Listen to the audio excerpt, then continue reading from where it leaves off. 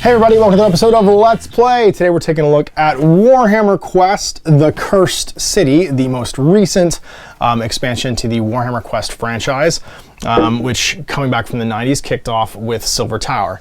Now, if you're excited about Warhammer Quest games and you've played through the previous two, Silver Tower and its expansion, Shadows over Hammerhall, as well as the Blackstone Fortress series that just kind of concluded, you'll be kind of excited for this probably, I'd imagine. And to kind of give you the storyline, the Silver Tower game brought us sort of like a bunch of generic heroes and expanded heroes with hero cards and stuff. It was kind of an Age of Sigmar light, set inside an endless tower where souls would get drawn in, trapped, and you're trying to defeat this sort of like evil Shyishian demon lord sorcerer. In Blackstone Fortress, the game shifted to being a lot more character driven. All of your characters had names, they had sort of like their own agendas and plots and stuff inside the fortress.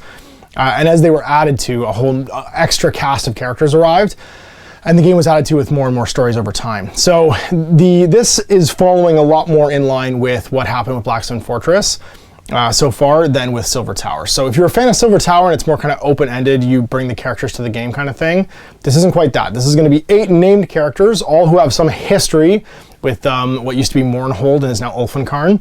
And they are living aboard a rapidly declining dwarf airship, which is dwindling resources, can't escape the city.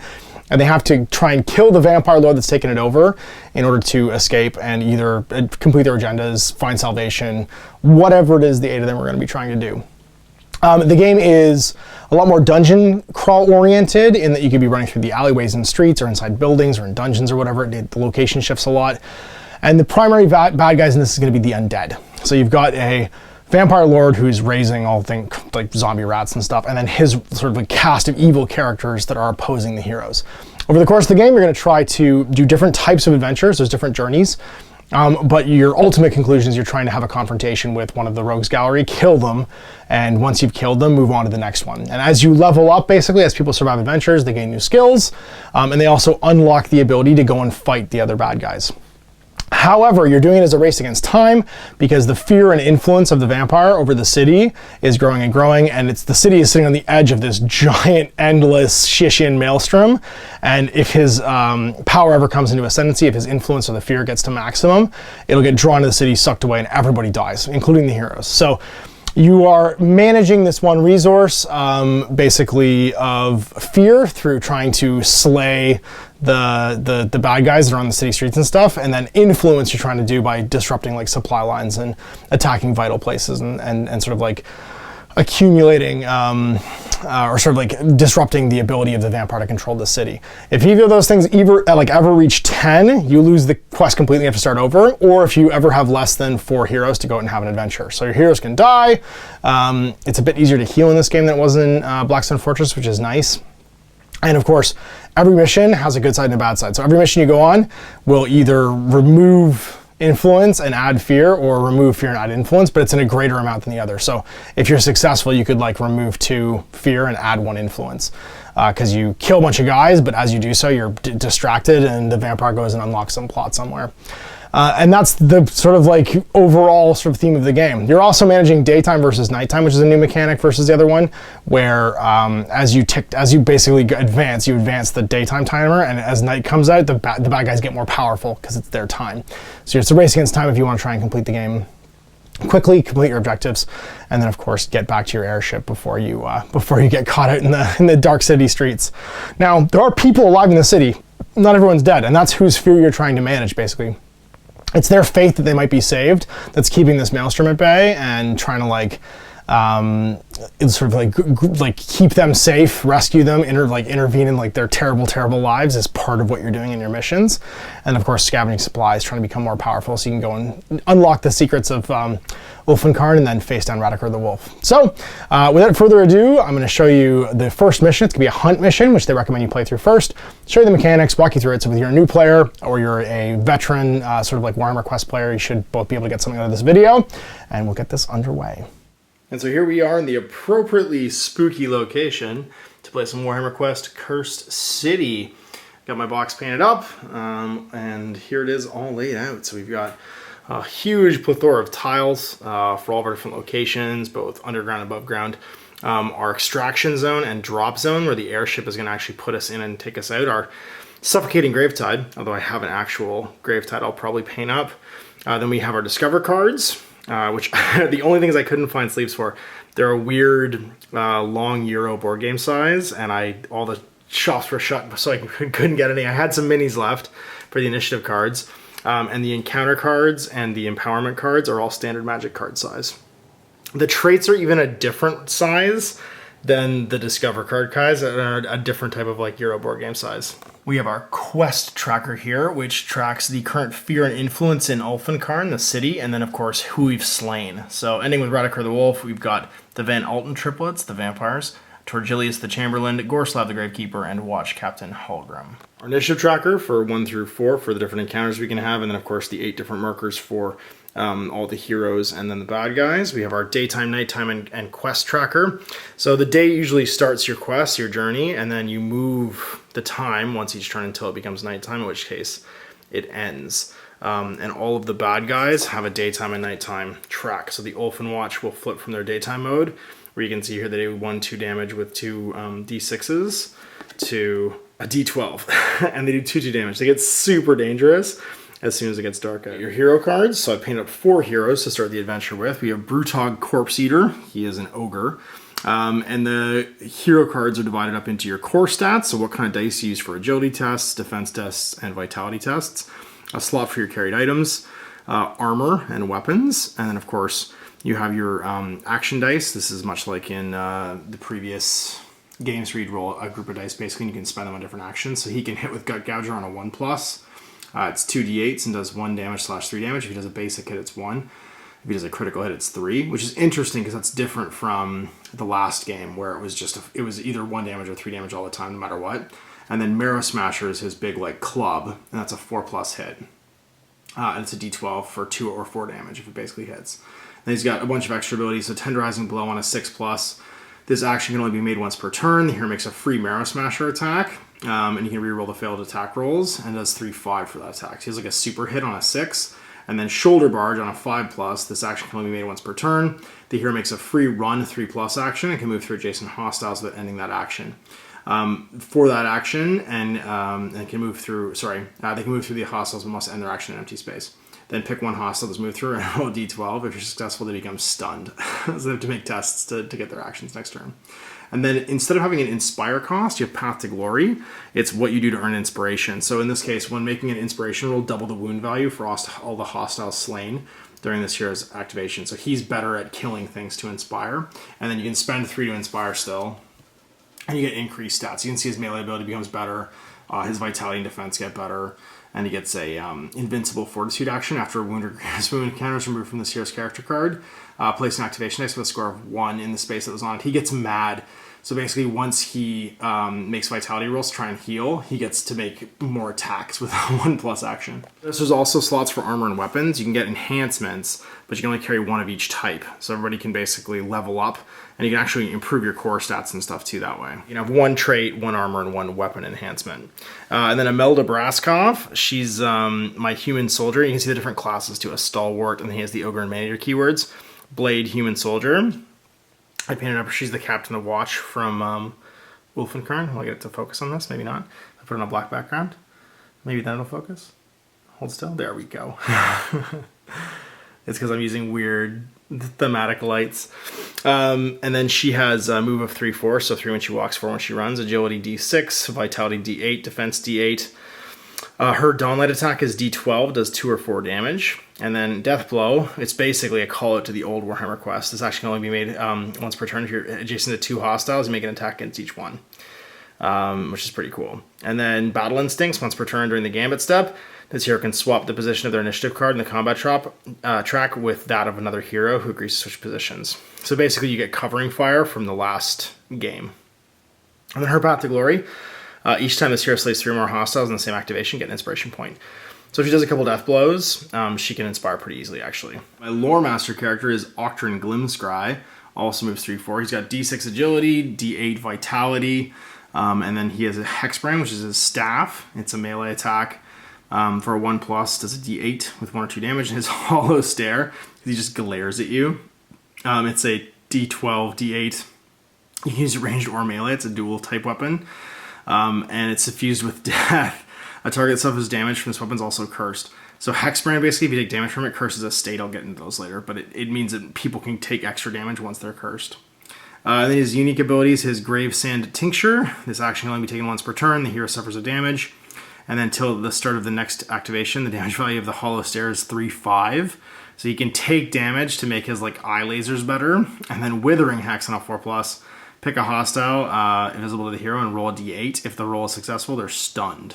And then his Path to Glory is Drain Life. After a hostile slain on the same board tile as this hero, roll a d12. And if it's a crit success, get an inspiration point. So he inspires off everybody else killing stuff too, which is kind of cool. He has like a passive inspire. And then last but not least, we have Jelson Darroch. He's the Executioner class from my group here. And he is a human Order of Azir. And then his move's 3/4. He has a d8 for his agility, a d6 for his vitality, and a d8 for his defense. His Ardent Blade is a d12, does 2/3 damage on a 1+. And then Judgment is his gun, his big handgun. Now normally you can only use it once per turn, but it's a 5+ to use. And it's 2d8, does 2 or 4 damage. And then the Firewood Stakes, it's amazing. You can't use them normally with an activation die, but you get a free attack with them every time you do an attack with the other weapon that hits. So his gun fires a stake into you if it hits you, and when he stabs you with the blade, he automatically gets to try and hit you with a stake as well, which is kind of cool. This is a unique ability. Each time an attack roll made for this hero is successful, if the target is still visible, they can make a free Firewood Stake stack. It's only 1 damage, but it can finish you off, and if someone's cursed, it can be really good because it's just a bunch of free attacks. And then you get +1/+1 damage when someone's cursed, so you'd be like 2/2. He's a Relentless Hunter. Each time this a weapon action made by this hero slays a hostile champion, get an inspiration point. So like your unit leaders and all your like bad guy characters, if they die, he'll get an inspiration point. 4 heroes I'll go through later, but then we have this huge rogues gallery of bad guys. We have the Ulfenwatch in the back here, which are the skeleton warriors. Then we have all the Deadwalker zombies. We have bat swarms. We have blood like zombie rats, basically.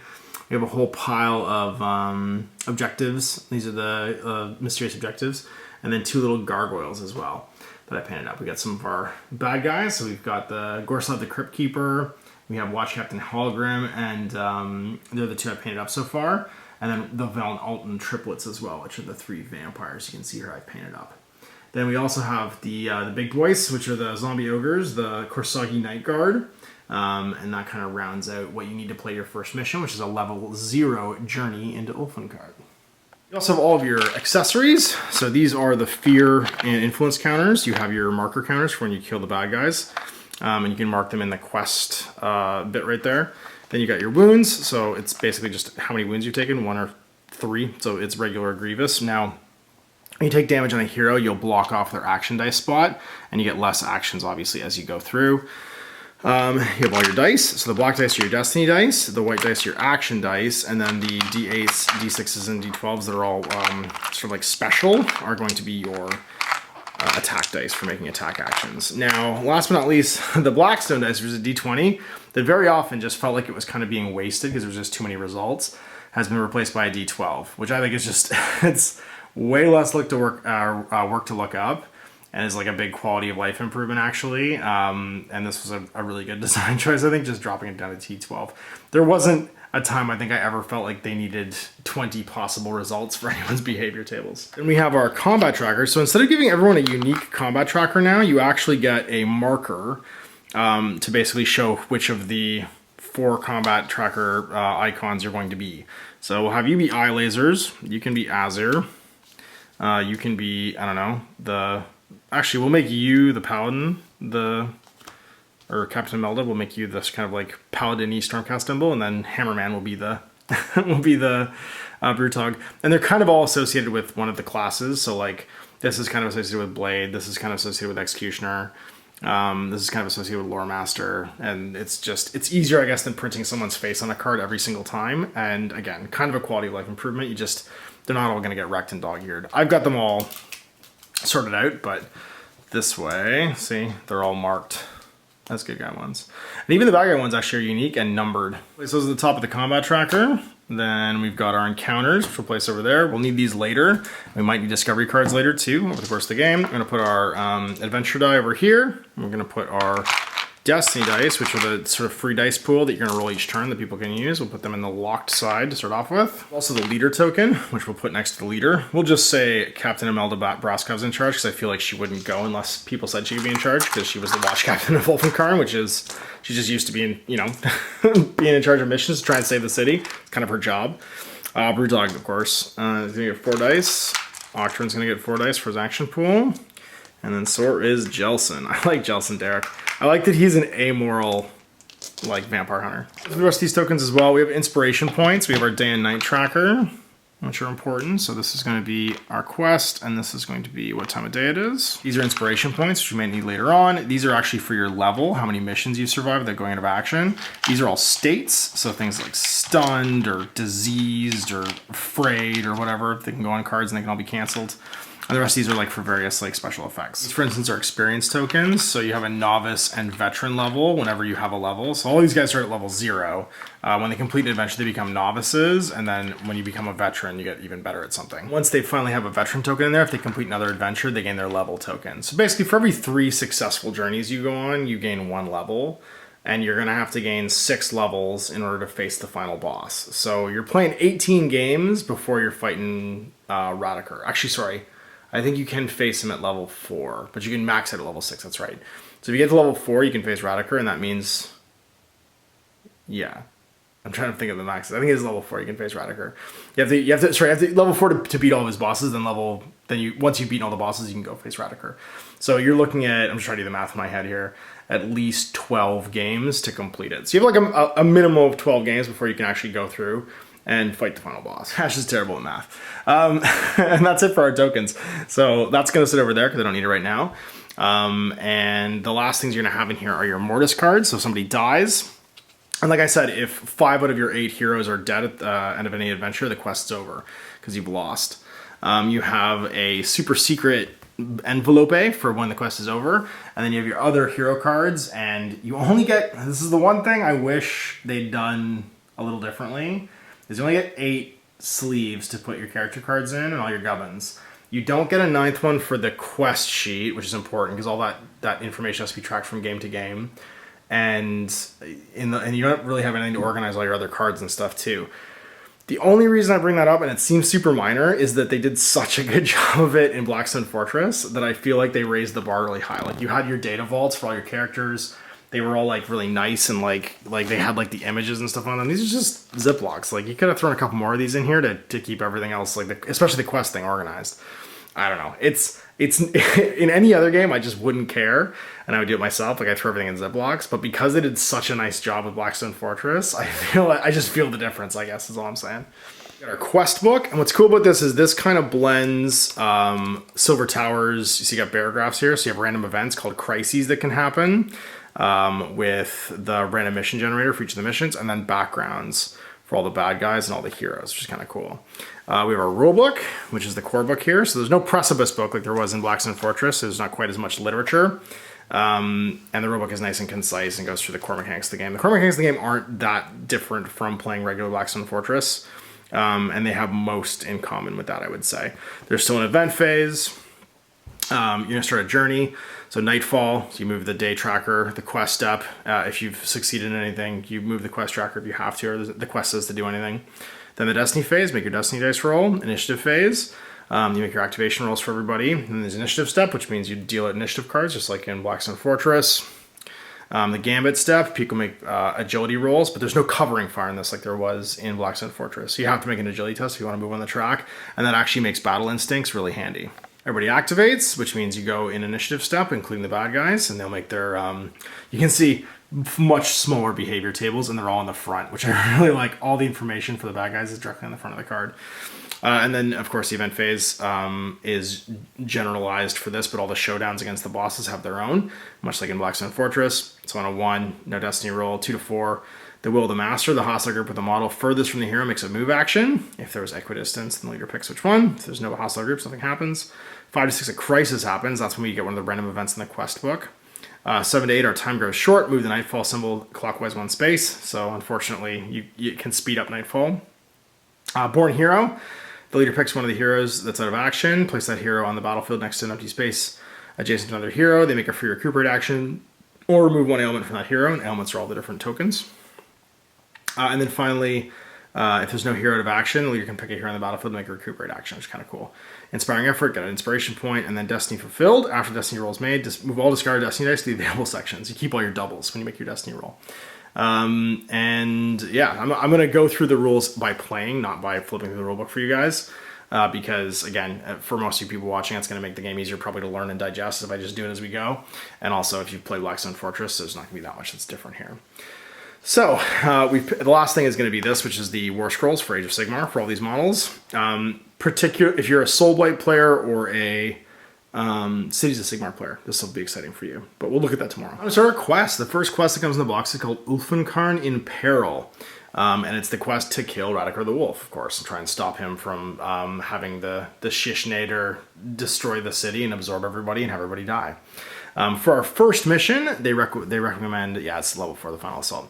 For our first mission, they recommend that we play a hunt mission, and we can fail the quest if, of course, the influence level of the quest card reaches 10, the fear level reaches 10, and if there's 5 more dead heroes. Defeated enemies, once we do the confrontations, the decapitations rather, we get to place their token on the final Ulfenkarn in Peril thing, and the final assault unlocks when they're all done. We can't do any of that until we all reach level 1, so we have to play at least 3 games before we can do the Fell Guardian, and that means we're going to do various types of journeys, and they recommend you start with a hunt. So when your leader picks a journey, you pick your heroes you're going to go on, and the first one we're going to do here is called a hunt. When leader picks this journey type, they'll undertake during the Ulfenkarn in Peril quest. You can pick any one of the 3 types described in the following pages: Hunt, Deliverance, or Scavenge. So Hunt, the consequences of that are going to be that we shrink influence but grow peril. So shrinking influence is important because we start off with influence 6 in the city and fear of 5. You actually start not at 0. So we want to shrink influence. It'll go down to 4, and fear will go up by 1 to 6. Kind of want to, just to keep it like in balance, we kind of want to alternate hunt journeys with the other 2 types, which are Deliverance and Scavenge. So Deliverance is going to be the one where we try and save people, but they're a little more sketchy. And then Scavenge is both things go up, nothing goes down, but we can earn lots of supplies and stuff. Unlike Blackstone Fortress, first thing we do is we can set up a map. We don't have like a deck of cards for exploration unless we're playing the Deliverance one, where we're running through the city being chased by the suffocating Gravetide. In a hunt journey, there's just a single map that we have to try and finish, and then we call the airship to get us afterwards. So we're going to roll a d12 and see what our combat table is. So we got a 7. That means we're playing in the Forsaken Crypts. And that means this one right here. So the red dots are going to represent all of the objective markers that we'll put down. And that's also where the bad guys are going to begin, but we can also interact with them to grab and scavenge supplies. So I'll set up the map, and then this is the entry point right here in red. That's where the airship drops us off. And so our map is now all set up. We have our champions here in go mode, basically, in the landing zone. We've got Brutog up front, then Captain Brasbro, Imelda.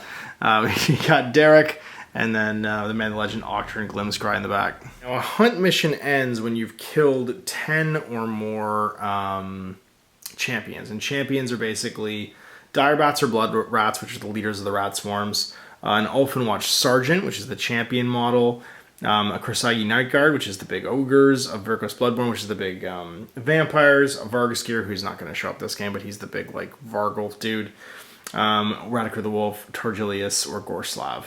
And then they move the quest tracker once. So if we basically kill 10 champions, get off the board, then we win. If we don't kill 10 champions before we get off the board, then it's considered to be an unsuccessful journey. You can see each room is connected by doorways. Any adjacent square that's touching a doorway is considered to be touching each other. So you can attack through these 2 squares to each other, and line of sight can be drawn as if those were connected, basically.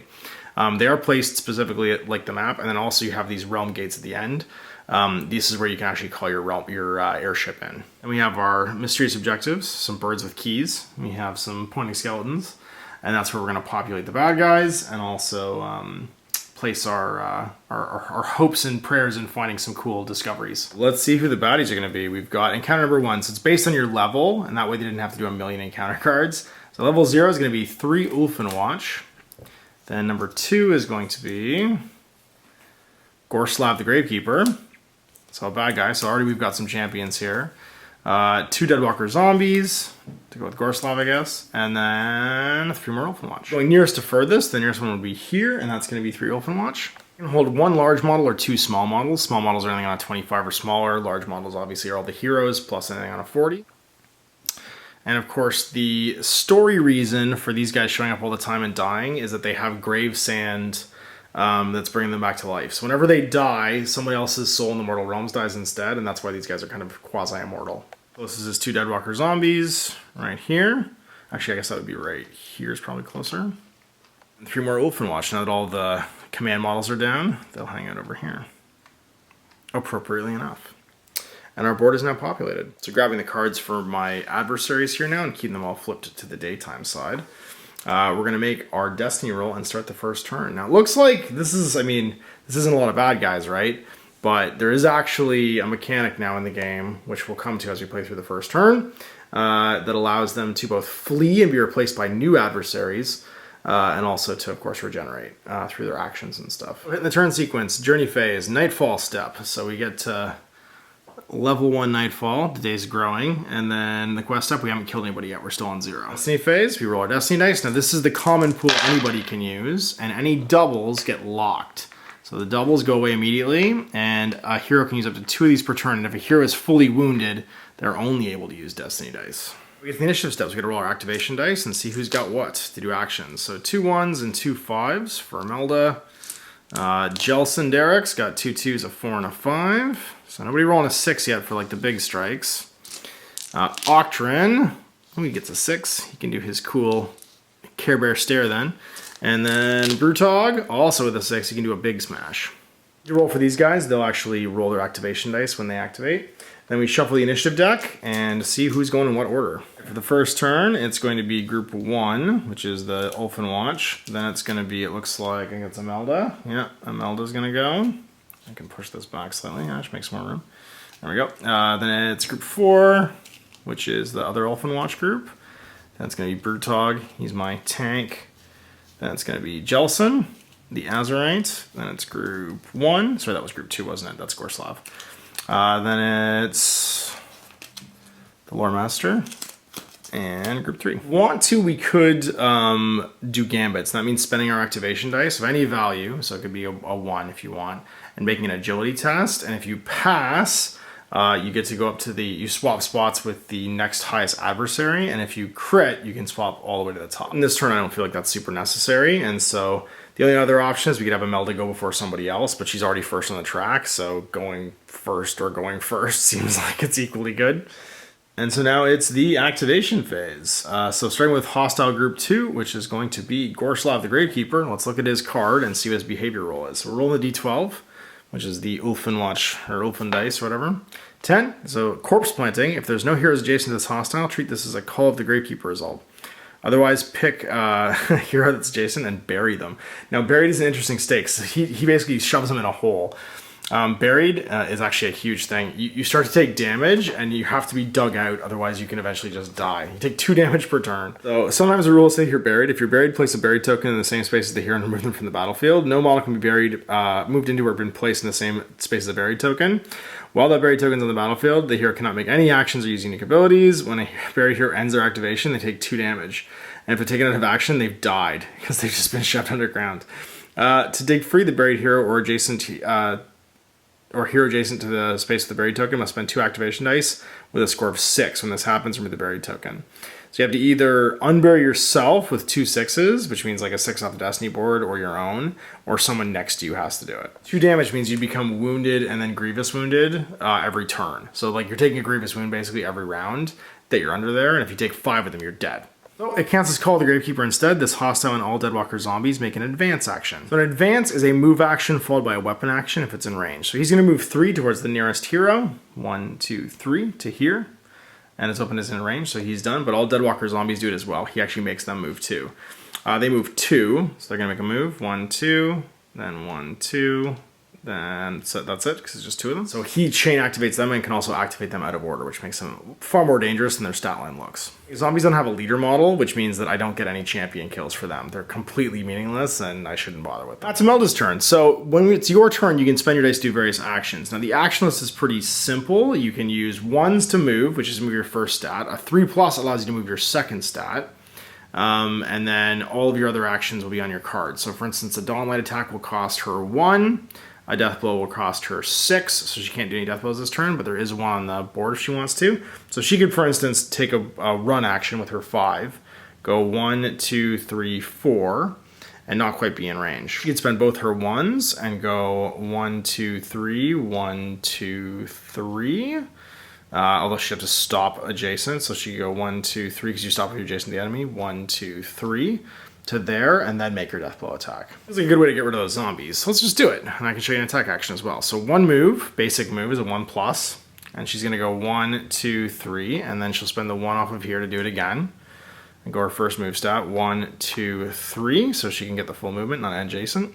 And then she's gonna spend the 6 off the destiny board, put it over there to make her death blow attack. That means she can make 2 attacks with Dawn Light, which is a D12 that does 2 or 4 damage. So all she has to do is get a critical hit and it'll kill a zombie because they only have 3 wounds. So if you get a basic hit, she's gonna do 2 damage, a critical hit will do 4.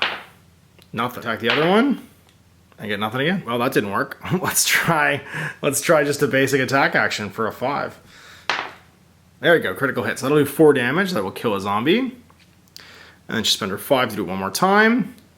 And kill a zombie, so 4 damage. So she's wiped out that combat group. Now when they die, what they do is they go over here to their card and wait in reserve, because Goroslav could actually call them back. Activation is kind of done. She could spend the 1 off of here. She only spent 1 dice to make an extra move, and she will. She's gonna go 1, sorry, that's not considered adjacent because it's not touching. So 1, 2, 3 with the basic move. And that does leave her a bit exposed, but it means that next turn she could try and search this. Action is a 4+, so she can't do it right now, but it will allow her to remove that marker and grab a discovery card. There's group 4, and that's the 3 Ulfenwatch that are nearby the Imelda. So let's roll to see what they do now in their behavior roll. So Ulfenwatch are right here. They roll a 1, which is summon the Ulfenwatch, deploy any slain Ulfenwatch from this hostile group as reinforcements. And then each acting hostile on the battlefield makes an advance action. So when reinforcements arrive, they usually arrive from the realm portals. They're not dead, so no one can arrive right now, and that means they're just going to start walking towards her. So it's a move action, which is 3 squares plus a weapon action. So they can go 1, 2, 3, and make an attack. They use 2d6. Heroes get attacked. They don't just flat take damage, they can try and resist it as well. But each, you pick the highest when you roll a pool of dice. If they get a hit, they do 1. If they get a crit, they do 2. So nothing. Second one's gonna go and go 1, 2, 3, not quite make it, and then 1, 2, 3, not quite make it either. So we're on to Brutog now. He's got a pretty decent roll. He has a run, a move, a big smash, and he could also do a shoulder barge and move through somebody. But I think he wants to go tangle with this Gravekeeper. So if he runs, he's going to go 4, which is 1, 2, 3, 4. He'll be right there. Let's just get right down to business and go... No guts, no glory. Let's just go for it. So we're going to spend that 1 to run and go 1, 2, 3, 4. 3 rather to run.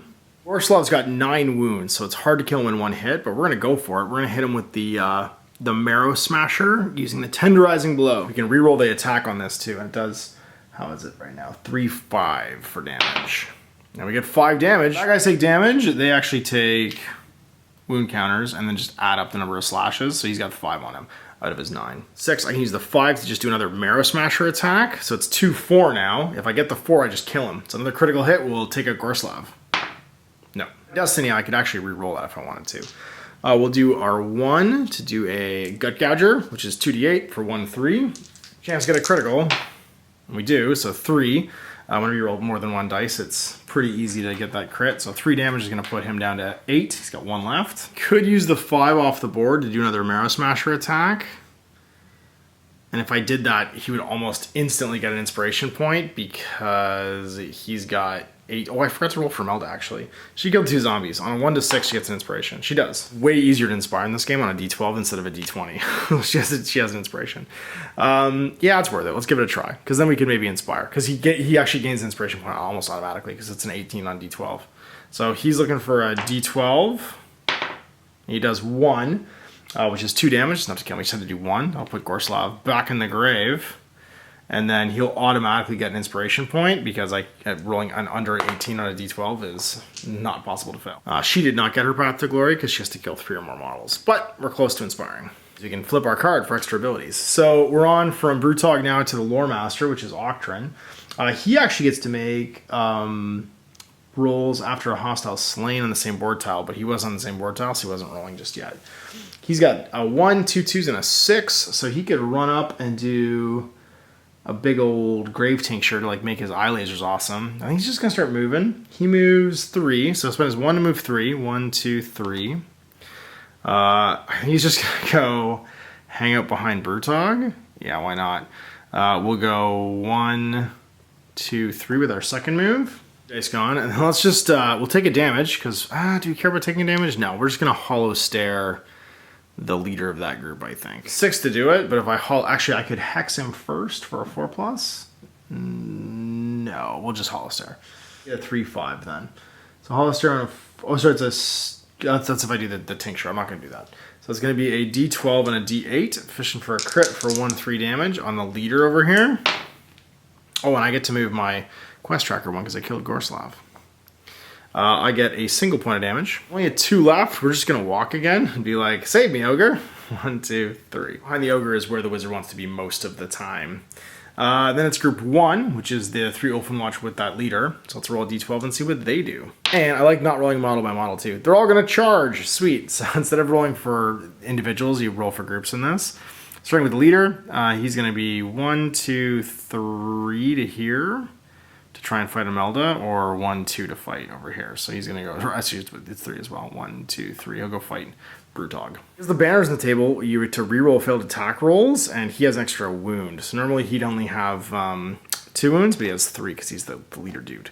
So rerolling attack dice too, that fail. So it gets a crit, which is going to be 2 damage on Brutog. When good guys get hit, they roll a defense die, so D8 in this case, and try to block damage. So that's going to block 1 of the 2 damage that he takes. It reduces by 1, it reduces by 2 if you get a critical hit. So he takes 1 damage, which means he gets a single wound counter. Now, not a grievous wound counter, just a wound counter, but it's going to block with that action die. Then it's you, Mr. Bannerbearer, 1, 2, 3, and make an attack. When you charge, you can move twice and attack, so he's good to go. He will miss, but re-roll and get a crit. So defense roll for Brutog. He doesn't block anything. He'll take a grievous wound for 2 damage. And that's because the first wound of the point of damage flips that to grievous, and the second one places a new wound counter. You get wounded real fast in this game, but you actually are much better at shaking it off than you were in previous versions of this game. And that's the last one, going 1, 2, 3, and then 1, because they get to move twice before they attack. And then it's 2d6 into Brutog, miss, but rerolling for the banner. Miss again. Jelson, I shouldn't have gone with him, actually. It was Jelson. I keep messing up there. This is the problem with not having their faces on it. I mix up who's who. So I'm just going to swap these, because I've done this out of order now, but that's an oopsie. I forgot whose icon was whose. The one bonus, I understand saving the materials, but the one bonus having the face on was I couldn't. I'm going to do this more than once, I bet. I couldn't do that before. So Jelson goes now. It doesn't really matter. He's going to move. He's got 2 2s, a 4, and a 5. So he's going to move and go 1, 2, 3. Cost him is 2. Then he's going to spend a 5 to make that range attack with Judgment. We'll see if he can slay that leader guy. So he gets a 2d8 with his rifle. That's ranged. So he needs line of sight, which means he needs to be able to go square to square. He gets just a hit, which is going to be 2 damage, though, which is enough to kill him, because he already has 1. He can't hurt him twice, so he won't get his free stakes attack, but it would have been cool if he got that off. Take a step with his second one, and go 1, 2. And I think second action, he's going to take actually, he could go 3 the other way. We killed the leader. We want to kill this banner bearer. So he's going to go 1, 2, and he's going to attack the banner bearer diagonally. 4 for his ardent blade, which is a d12. It does 2, 3. If he just gets a hit, he's going to kill him. He doesn't. And he doesn't get his free judgment attack then. Or his free firewood stakes attack. He'd kill that leader though, so on a 1 to 3 gets an inspiration point. And he does. There's lots of things you can spend these on. Like I said, a reroll for 1. 3 of them will inspire you. You can also spend 3 to make a search action, even when you're not adjacent to one of these. So you can find treasure even when there's none of these left, which is kind of cool. And that's actually a really valuable way, in low levels, of finding extra realm stone and stuff. And then you can also use it to take a gambit without, so you spend 2 of them to take a gambit without having to use an activation dice. New 2 from Blackstone Fortress, because sometimes you just run out of stuff. So we're on to group 3 now, which is the zombies, but they've actually been driven off. When you find a combat group that has less than a third of their models left, in this case they're all gone, they're removed from the game. So these guys go back in the pool of models, cards put in the dead pile, and then this is placed face down, and we don't know what it is yet. New bad guys will arrive. They arrive at the realm gate furthest from us when they activate, which is now. So we'll flip it to see what it is. And it's going to be a Verkos Bloodborne. Ooh, a vampire arrives. Arrives over. Use you, Goku. You can go over there and get ready to party. Now he's a leader type as well, which means I'll get to advance the quest tracker for killing him. And killing that leader actually put me at number 2 for the quest track. Had been a zombie alive on the table, they would actually make a free attack action before they get removed. They fight as they leave, basically. Also, when you place the reinforcements, if a hero's in the zone where they get placed, you take 2 damage because you don't want to stand in the realm gate squares unless you're calling in the landing zone. Lost activation, so they make a free advance action when they arrive, so he's going to move. It's pretty dangerous. It's still daytime at least. He's moved 5, 6 wounds. He's large. His piercing blade's a D8 or a D12. It does 2, 3. He has blood scent. When picking a target, if someone's wounded, he'll go after them first. So even the closest models won't be his target. He's going to go after Brutog there. And then Shadow Fast. Each time he takes damage, roll quest dice, and on a 9+, ignore it. So yeah, he's super fast. This basically gives him like a 25% chance of just jumping and getting out of the way. Send to blood. Each acting hostile model makes a charge action. When making a charge action, each hostile can move adjacent to heroes with no wounds, grievous wounds, without ending a move action. If possible, each hostile must end its charge next to somebody who's wounded. Then it's charge. Then it's bloodthirsty charge, where you're rerolling your attack action. So he's pretty dangerous. His advance, he's going to move 3, move 5. So he's going to go towards Brutog too. So 1, 2, 3, 4, 5. He just makes a beeline for him because he's bleeding. It's event phase. We get to roll our d12 and see what our event is for this turn. It's going to be 7. 7 is our time grows short. Move the nightfall symbol 1 additional time. So not great for early turn, but there we go. New turn. So the nightfall moves again. We're on 2 out of 10 for our quest tokens. Hopefully we can kill this vampire. Make our destiny roll and see what happens. 5 destiny dice. Oh, the ones all lock out. We have a 2 and a 6. Some action dice. So for Jensen, well, it's a good turn. It's got lots of high dice there for making attacks. For the captain, Melda Braskov, she's got no big swing, but she can take 1 off the board. Brutog's only got 2 dice. And then Octrin, what do you got? Not great, but not terrible. You can do some hollow stairs, but no tincture. The triplets, again, they can't die forever because they have the Gravesand reliquaries made by the Chamberlain. Initiative is for this round. We got group 3 going first, which is that Bloodborne. Then group 1, which is the remainder of the Ulfenwatch there. Group 4, we're getting jumped. Then it's going to be Imelda. Then group 2, and then it looks like everybody else. So we've got Jelson, then Octrin, and then Brutog. Not great. Looks like we're going to get jumped by the bad guys. I mean, at least they'll come to us. So group 3 going first. That's going to be that Verkos Bloodborne. So let's see what it does. It has an 8, which is charge. No, wait, bloodthirsty charge. So reroll misses. Of course, it's going to go after. Now, he's large, and he can't ignore spaces. So I think he's got to go 1, 2, and then stop. And then 1 and be done, because he can't actually fit through these, and he can't end adjacent to Jelson. So he could go this way. 1, 2, 3, 4, 5. 1, 2. Yeah, he can go there actually with a double move. And it's D12. So it's a D12, 2, 3 damage. Rerolls his failures. Hits. That's gonna be 3 damage. Brutog, do you stop any of it? You've got a D8 for defense. None. You could inspiration to try and drop this. I feel like you have to. Alright, so drop 2 of it. So take 1 damage, which will flip that to Grievous. Lose your inspiration point. And that's going to go back in the tray. And he's all done. Then it's group 1, which is the 2 Ulfenguard here, or Ulfenwatch rather. Let's see what they do. If 1 more of them had died, they'd be driven off. 1, they will summon the Ulfenwatch. Deploy any slain Ulfenwatch from this group is reinforcements. Each acting hostile on the battlefield makes an advance.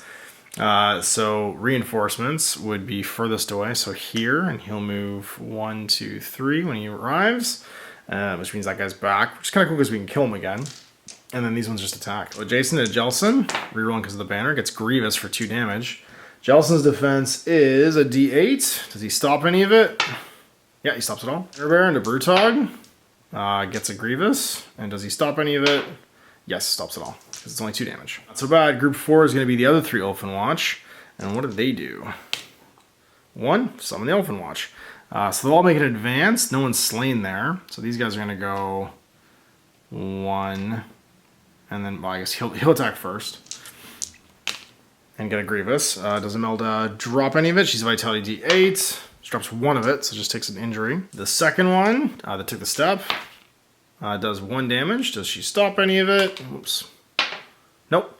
So she'll take 1 as well, and that'll flip that one to a Grievous. And the last one steps forward and misses. Can't see the banner though, and that's what it needs to be. They have to be visible to the acting hostile. So because they're in another room, they don't get to reroll. Well, we've survived the onslaught, and that means we can start killing back. Now, Imelda is next. She has a 6. I think we do it. We're going to go for that sweet, sweet double stab right there. Light just needs a hit to kill. So the first one kills 1. Does 4 damage. Only needs 2. The other one, with that death blow, doesn't hit. Does she re-roll it? No. Make an attack with a 1. Why not? Hit that one. Kills it. And then, do we want to kill the last one? I think we do. Use a 3. And kill it as well, because we do 2 damage. Last one, I think we're going to do a search action and see what is going on with this mysterious objective. When we do this, we will eventually remove this, but we take the top card from the discovery deck. We found a treasure, a potion of coagulated vitality. Here with this treasure card can use it anytime during their activation. When this treasure card is used, roll a d12 for each wound or grievous wound on their card. On a successful roll, remove the wound or grievous wound card from their card and then discard this card. It's not bad. And we only carry 1 of these treasure cards, which is our carried item. We have to discard it, but each of us can have a single one. Now she's got 1 dice left on the Destiny board potentially to use, and this guy's already gone, which means I think we do take a step with her. And we're gonna go 1, 2, 3, and this is then removed. Gonna get an inspiration point on a 3 or less. She doesn't. It's around a 6 or less actually, they're 2 each. So she does get an extra inspiration point and go to 2. And she gains an additional 1 because she killed 3 or more hostiles during activation for 3. And I think she's just gonna spend them immediately to flip to inspired, because why not? And that's going to give her 2 d8s now on her melee attack. Her death blow's on a 5+, and she cannot be stunned or fatigued, so she's out of inspiration. Good job, boss. And you can kill that bad guy, I hope. Group 2 gets to go, and Group 2 is Gorslav, so he is destroyed, or yeah, which means you put him away. And then we've put that in the discard pile. This goes face down, and we'll see what it is when it activates next time. Because I think they actually didn't arrive until next turn. I got that wrong. It's when they activate again, they arrive as reinforcements. So being driven off would be the activation for that card. So if anyone was left on the table, they would get their attack actions and get removed, and that would go face down. We won't find out what that is until next turn. I did that wrong in the previous round. It super mattered in the first turn of the game. Then it's going to be the remainder of the crew. So starting with the boss, Jelson. Boss, he has the coolest hat. And is Jelson, did I get that right this time? Yes, I did. He has the Sigmar symbol. Lore Master's the other one. Ash.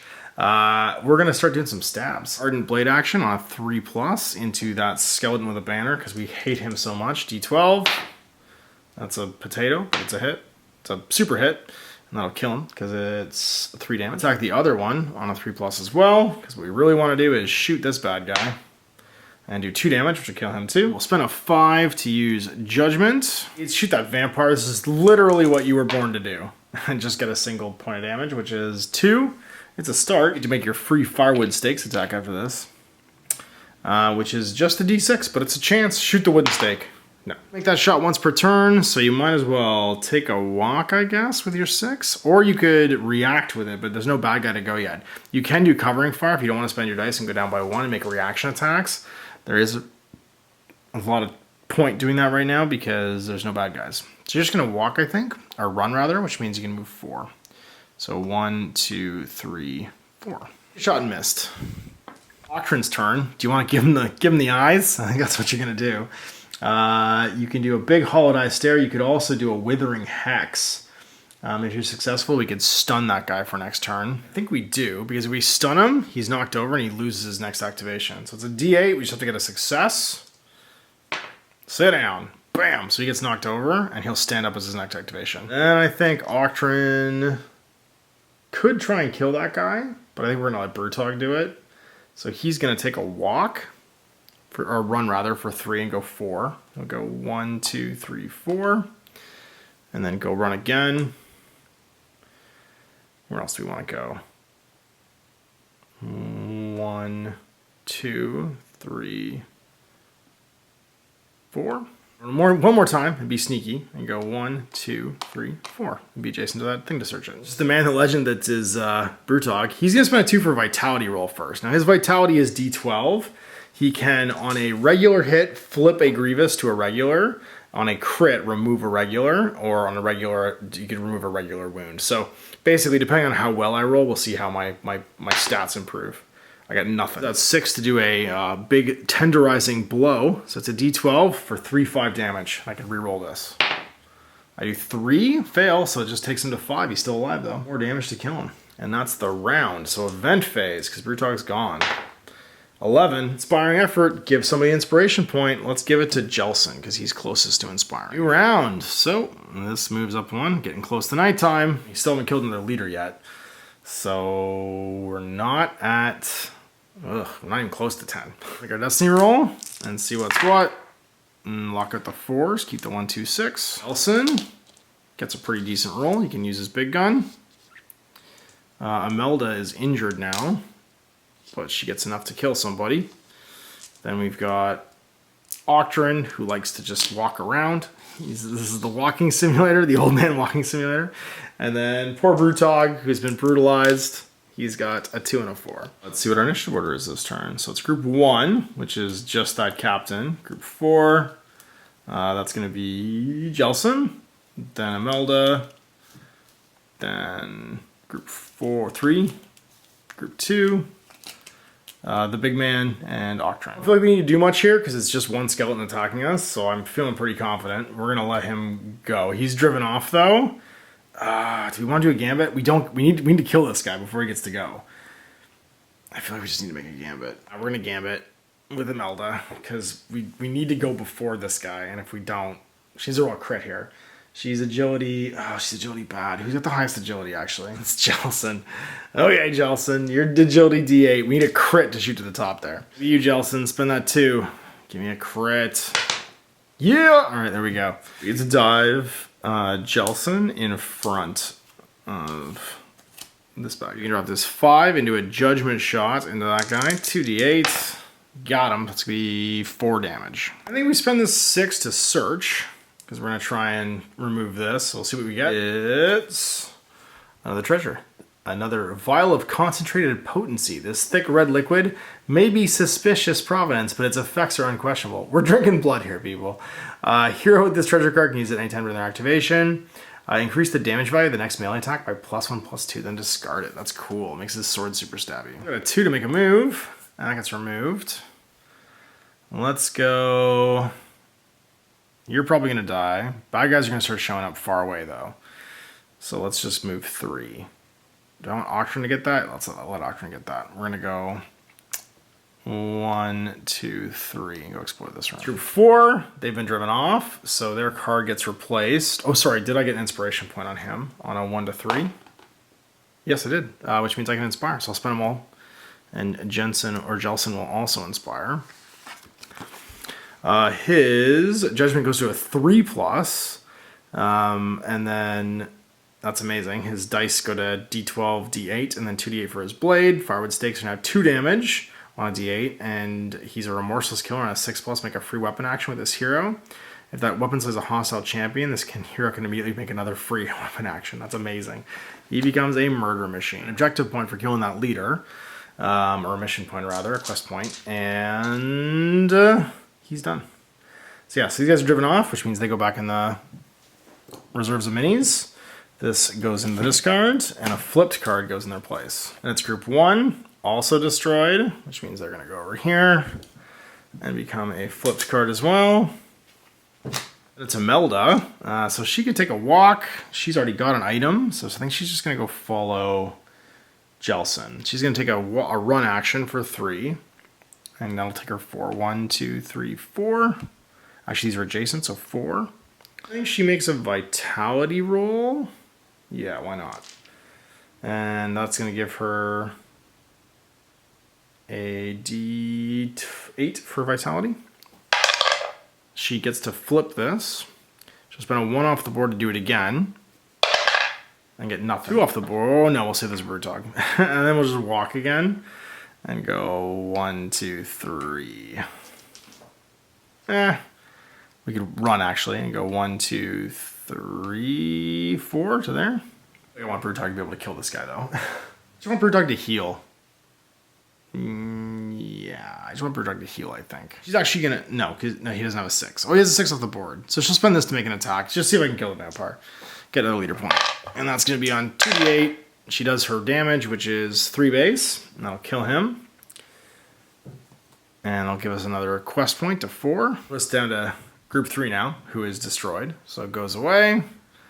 And then becomes another face down card. That gets discarded. This goes in face down. I think it's going to be a surprise now. Group 2 gets revealed though. So group 2 is Watch Captain Halgrim. Oh no. Okay, here's a showing up. This looks like the furthest away from anybody down here. Mr. Super Skeleton arrives and comes to party. He's pretty stabby, 3-4 damage with 2d8. Now he is a bad guy though, or a champion rather, so he would count towards my kills. Advance and goes 1, 2, 3, but isn't quite in range to stab poor Brewdog. He's kind of in range to brutalize him though, which I think is what we're actually gonna do. Of healing, go for a kill. And Brewdog is next because that was group 2. So he's gonna spend the 2 off of his board to take a step. Just go 1. Then he'll spend the 6 off of here to do a big old tenderizing blow. So it's a D12 re-rolling, and it does a massive amount of damage. It does 1 right now though, which is going to be 3 damage. He's 3-5. So that puts him down to 4 left. Then he'll do his 4+, just do another Marrow Smasher attack on D12. It's only 2-4 now though. But he crits and does 4 damage, puts him at 7. That kills him. Shows up and just dies. Get dumpstered. Even an injured ogre is still an ogre, and his name's Corpse Eater for a reason. It's Octron's turn, and that means he can have a search, I guess, on his 6. Let's see what cool card we find in the Discovery thing now. Some Realmstone, sweet. So we can buy stuff later on back at the airship with Realmstone. You can carry as much as you want. And then that goes away. He's got 3 moves left, so he's gonna go, we're at 5 out of 10. So we're gonna go 1, 2, 3, and then 1, 2, 3, and I think just sit safe over here. Last dice will drop down to a 1, but he doesn't really need it, so it's just gonna go away. Back in this turn. So that's round. Let's do our event die. 6. Crisis. Resolve 1 crisis for your journey from the quest book. Hunt. If it's daytime, we roll on one table, and nighttime another. It's daytime, so we roll a d12 and see what our crisis is gonna be. It's gonna be a 7. Which is page 28, paragraph 7. Dangers unnoticed. A hero spots a group of citizens moving noisily under a dark bridge. They appear to be unaware of the sleeping direbats directly overhead. The acting hero must choose to ignore the citizens, approach from them, or try to warn them from afar. If they choose to ignore the citizens, turn to 14. 114. If they choose to approach citizens, roll a 134. If they choose to warn them from afar, turn to 83. So because no one's activating, I have to pick a hero for this crisis. I think I'm gonna pick Octron. He's not doing much right now.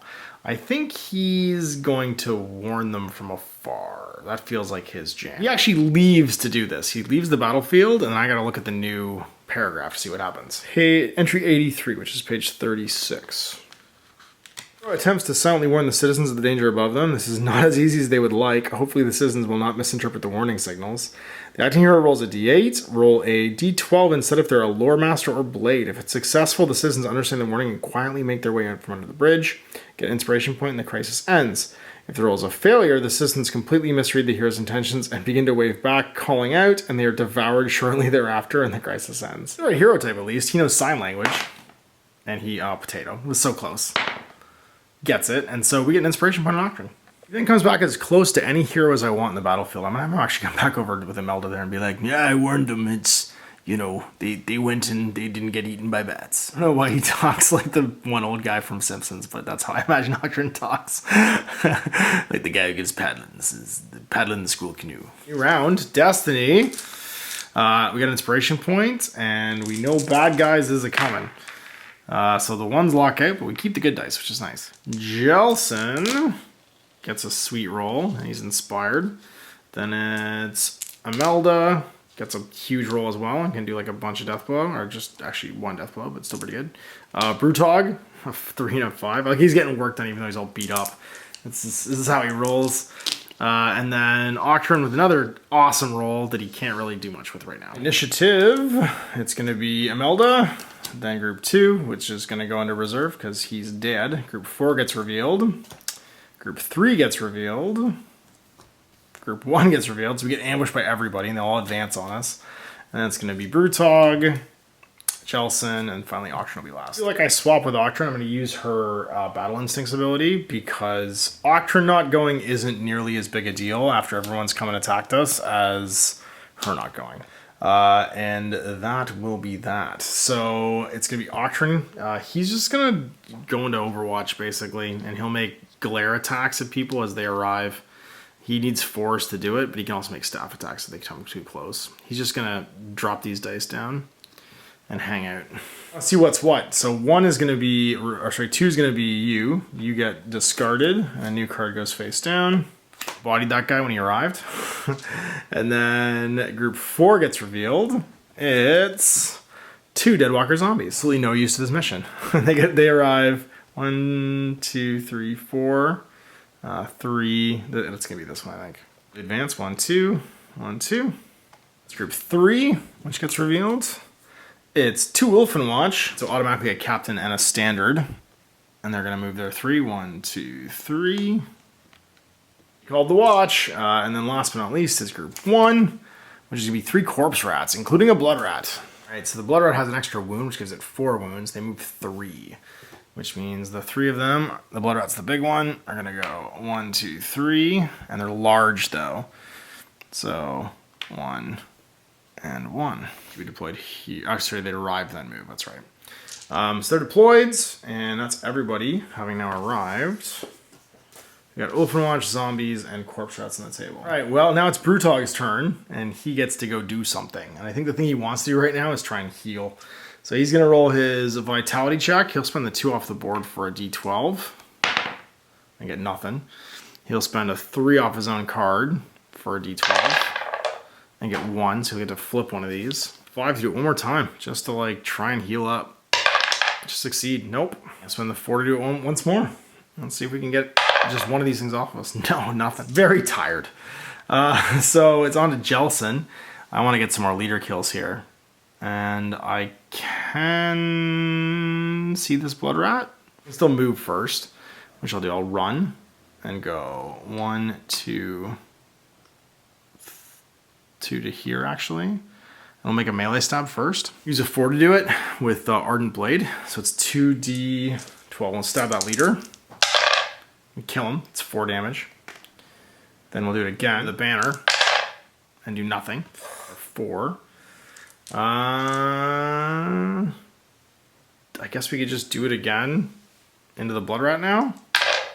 I get a crit, and it's 4 damage, which kills it. It has 3 wounds. Yep, goes to 4, kills it. Kills the big rat. And that's going to give us 2 more advances. So 1, 2. Merciless Killer, that was a free weapon action because he killed a champion. And then he gets another free weapon action. Oh no, he needed a 6 to do it though. Actually, it's an action to do that. I should have spent the 6 to actually do that. That's okay. We'll spend the 6 off the board now and just do another attack into the banner. Try and take it out. And we don't. But we did 6 wounds, so did we gain an inspiration point? Nope. Done. But he's pretty proud of himself. We advanced to 7 out of 10 now. Just Imelda. I think she goes and takes a walk. 1, 2, and then she'll search for a 4. Finds. Discovery, treasure, a vital elixir. I hear this treasure card can use at any time. They would be diseased. When this treasure card is used, remove 1 disease token. I'm just going to discard it. I like my healing potion better. Done. She can move again with her 5, or she'll make a vitality check actually on a d8 and succeed. Remove that wound. That's the end of the activation. So event phase, 4. Will of the Master. The hostile group of the model furthest from any hero makes a move action. If they're equidistant, the leader picks. So that would be you. Going 1, 2, I guess you're done, so you just end there. With the rats. Sweet. It's Destiny time. So let's see what the Destiny roll looks like. We advance the turn.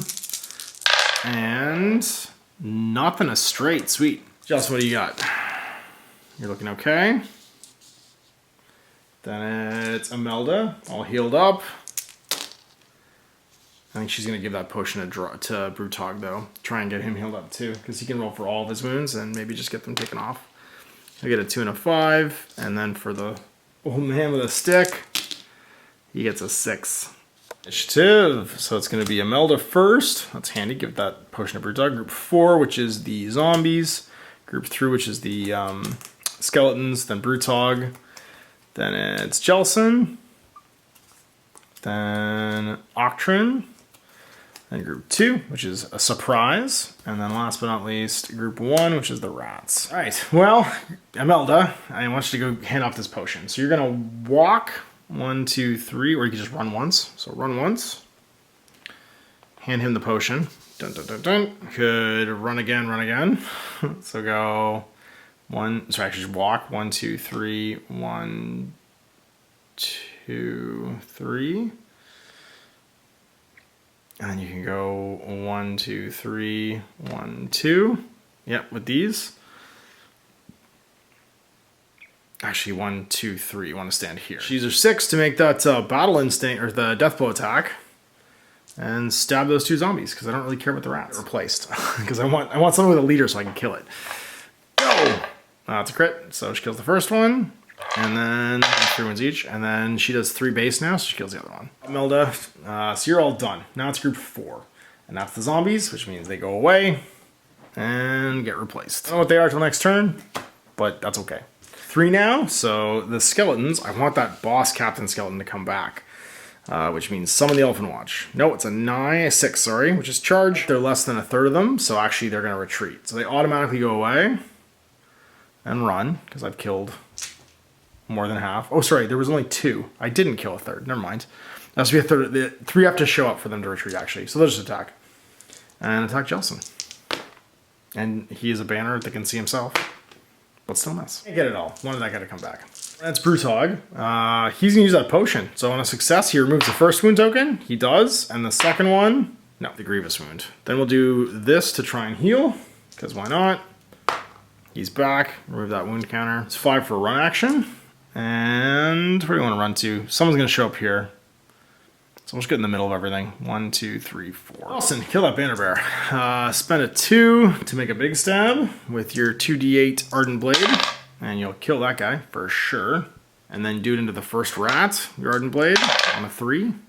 That's going to be 2 damage. So it's got 1 left. Firewood Stakes attack, which is now a d8. And it dies. Good job, too. And then you'll spend a 5 to do another Ardent Blade attack. Actually, no, to do a shot with his Judgment. Because it's on a 3+ now, but he gets a D8 and a D12. And that other rat. And get a hit, which is going to be 2 damage. But then he still gets his Firewood Stakes, which takes it to 4 and kills it. He can't shoot again. But we're kind of happy where we are, so we're just going to let this linger down to 3. It's Octrin. Octrin's going to octogenarian out of here, so he's going to spend a 1 and a 3 to run and walk. So 1, 2, 3, 4, 1, 2, 3. Just reaction dice these down to a 3 and down to a 5. So that's group 2, which is going to be 3 bat swarms. Sweet. Oh geez, 1, 2, 3, 4, 5, 6, 7, 8, and then 1, 2, 3. Actually, we can go 1, 2, 1, 2, 3, 4, 5. It's gonna be over here. One's gonna be a super bat, because of course they are. 5, 2 wounds. They're small, so 2 can fit into a base. And the dire bat has an extra wound. They have a leeching bite. They're hard to hit each time this hostile suffers damage. On a 10+, reduce it by 2 to a minimum of 1. And then Flying Horrors, it's always got 1 dire bat unless there's more than 6. Moving 5. 1, 2, 3, 4, 5. And 5. Advanced. That's group 1, which is gone because we killed all the rats. And that's a face down card. Run out of bad guys. Ball are dangerous. All right, let's end a round. So we have an event roll. The master for this monster makes a move again. So that's going to be this guy. He's going to go 1, 2, and stop next to a hero. Destiny phase, we don't have much to spend our dice on. This moves to here. It's almost nighttime. The 6s go away, though. We get a 2, a 4, and a 5. Bloodbat. Which, with an inspired Jelson, doesn't feel like it's going to be that hard. Jelson doesn't get a 6, though, but he gets his judgment on a 3+ now. He actually wants to mostly use his sword, I think. Octrin, everybody's all healed up, gets a 5, 2, 3s, and a 1. Dog all raring to go. Oh, he's ready to go eat some corpses for sure. And then it's Imelda. Everybody's got their wounds all healed, took a break from killing. She is ready to party. Getting real close to sundown here. It's going to be, that's Jelson first. Yeah, then Imelda. That feels right. Then group 2, which is going to be the bats. Then it's going to be group 4, which is going to be a surprise. Brutog. Group 3, which is going to be in retreat. And then Octrin. And last but not least, group 1, which is another surprise. Jelson, do what you do and make the killing. So this for an Ardent Blade attack into that bat swarm. Nothing. Try again. Does a crit, so 4 damage. Reduces it by 2 if they get a 10+. Doesn't, so it just dies. Now everyone's inspired. I've been forgetting to roll for inspiration quite a bit, I just realized. Then he'll make a walk for 2. And go 1, 2. And then stab the dire bat. He'll do that with a 2 off the board. Because why not? 2d8. Gets a crit for 4 damage. On a 10+, they ignore 2 of it though. Nope, so it's dead.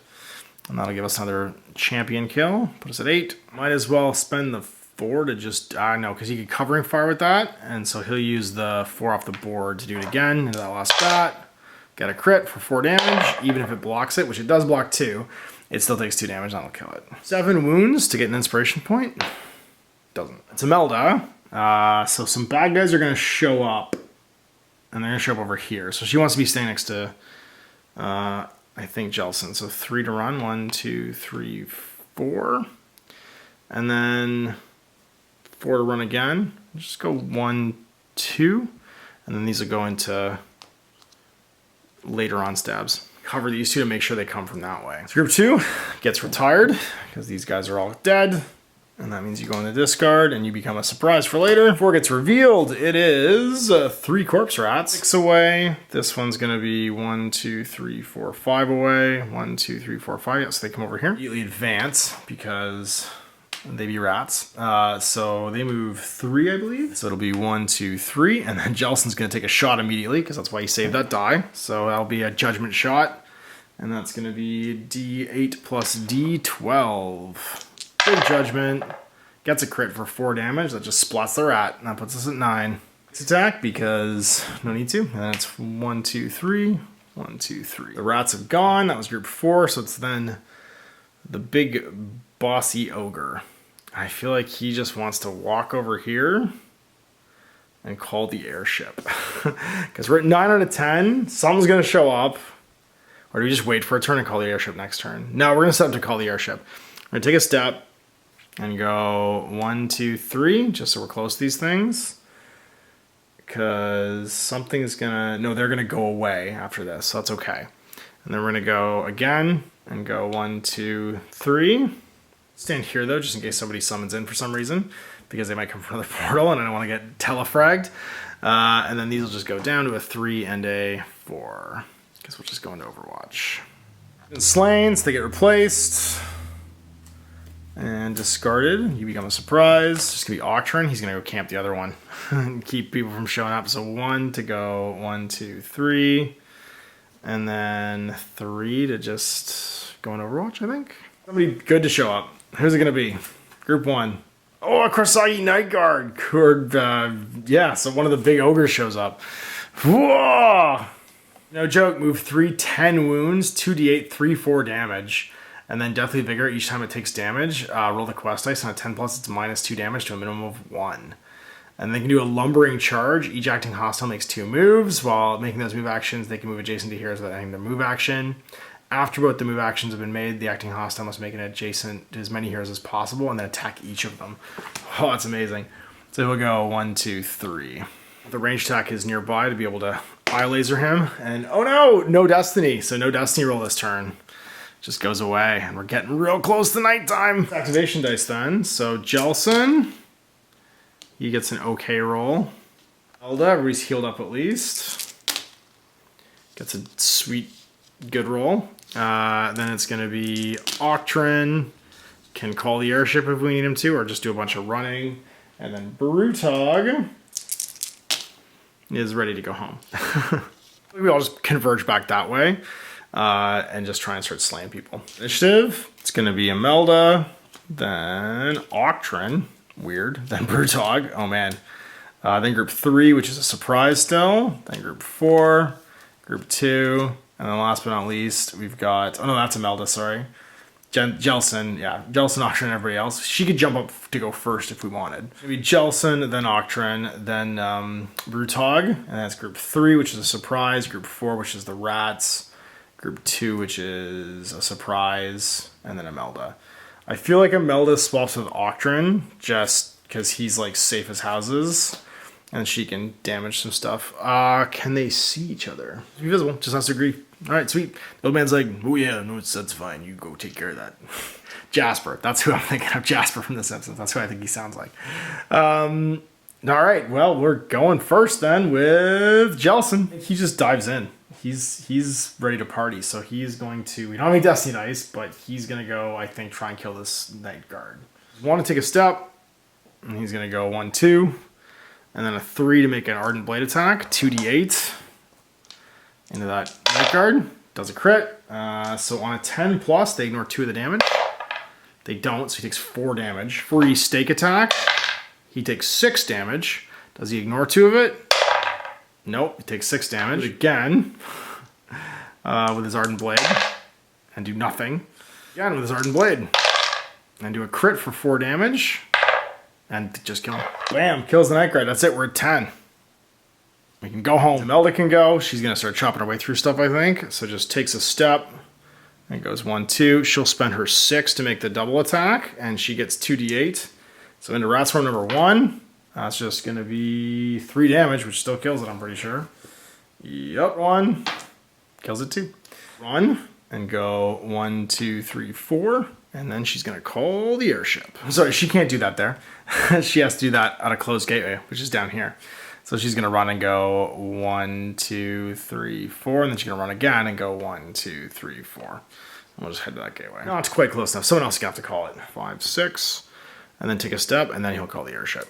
So he's here, and the airship arrives. He'll be next to a closed gateway. He busts through the door and starts throwing out flares. And when all 4 heroes can be on that gateway. And Brutog being done means that it's Group 3's turn. Who's going to arrive and chase us out of here? 3 Deadwalker zombies arrive here, because that's the furthest from anybody. And go 1, 2, 1, and stop. Group 4, which is the rats, they're gone. So they get replaced by a face-down card, which we're almost out of. So we'd shuffle and put them back down again. And then it's group 2, which gets revealed to be 3 bat swarms. Murder bat over here, and they're going to go 5. So 1, 2, 3, 4, 5. 5, and 5. Turns like, time to go. He can just run. He'll go 1, 2, 3, 4. 1, 2, 3, 4. Sorry, this opens when we call the airplane. Runs, these just go away. And then it's group 1, which is this Kosagi Night Guard, so he's dead, which means he goes to retreat. This gets discarded and becomes a surprise. Good to look at yet. I flipped it over by accident. So in Destiny, or sorry, Event Phase, sorry. 2, so that's going to be another, the furthest guy moves. 1, 2. Master, I believe that's called. Destiny for the next turn. We can leave. Those lock out, that locks out. All the 3s. It's everything divisible by 3, and it all locked out. So another unfulfilled Destiny. Not super relevant, because Jelson just needs to get some running dice here. Get your Nikes on. He can move a total of a lot. 8 plus 6, 14. Elda can go. Oh, she's ready to kill some dudes if they want to get in our way. Octrin is already on the airship, being like, I'm cold and I'm tired and I'm hungry. And then Brutog is ready to hold the door if he has to.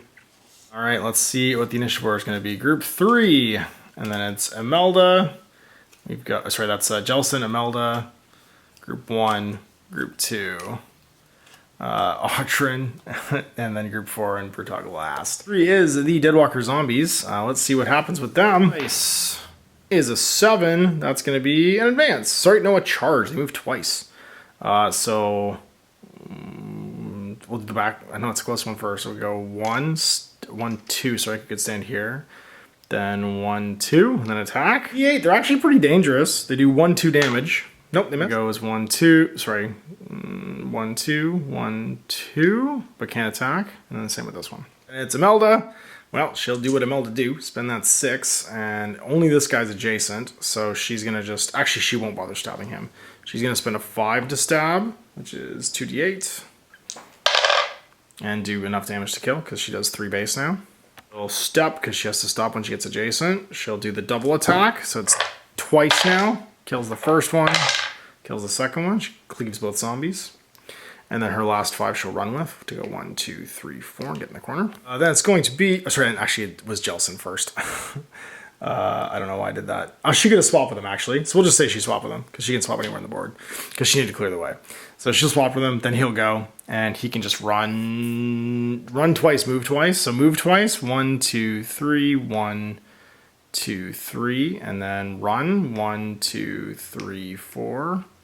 And then run 1, 2, 3. The airship gets revealed to be 2 Ulfenwatch, and they'll be way back here because they arrive as far as possible. And they'll move 3, so 1, 2, 3. 2 goes, which is the Bat Swarms, and they get to move 5 and attack. So, sorry, they roll first. They go 5. I'll roll it again, it's cocked. It's a 3, which will be advance. Same thing. 1, 2, 3. Attack him. 6. Misses. 1, 2, 3. Attack him as well. Misses. And then 1, 2, 3. And attack him. Now, Autrin and Brutog can go. Autrin's just going to hold his dice. Brutog's just going to... we'll kill him on the way out. Why not? We've got 3 chances, and then we'll kill. So we'll go D6 for a Marrow Smasher attack. And it's big numbers. He's hungry. He does 2. Did they duck it? 10. Nope. I'll kill 1. He'll do it again. Do 2. Sorry, 3 rather. And they duck 2 of it down to 1, so no damage, doesn't kill.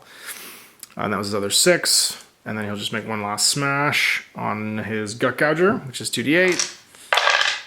Do a crit for 3, and it doesn't matter if they duck it or not, because -2 is still enough to kill. 1, he'll just take a step. And we're aboard the airship in the end phase. The last but not least will be Group 4, which gets revealed to be who's chasing us at the end. 3 more zombies, which would appear back here. We successfully completed our first adventure, our first hunt. Aftermath time, consequences. We're successful, we gain an experience. So we all go to novice. And then we shrink the influence by 2 and grow the fear by 1. Go to influence 4, fear 6. I have to resolve our extraction event. When we do that, we have to see what happens when the airship actually arrives, which is kind of cool. The leader rolls the quest dice and looks at the result. Add 1 if we're successful in our journey, and 1 if the Nightfall token was still on daytime. So luckily, it was still daytime when we left. So we had to add 2 to this roll, which means nothing too terrible is going to happen. So we get to a 4. The Adamant slow climb to the skies, and the heroes are badly hurt while clearing the decks. During the next journey the heroes undertake before making the first activation roll, each hero suffers 1 damage. If you're pausing the quest in the meantime, place 4 wound counters in a bag to remind you, and remove them after the journey begins. So everybody gets hurt on the way out because all those zombies were swarming all over us. Determine our survival. Anybody who died. If the hero's out of action, players roll quest dice. You're -1 to the roll if you have any ailments. If it's 1 or less, you die.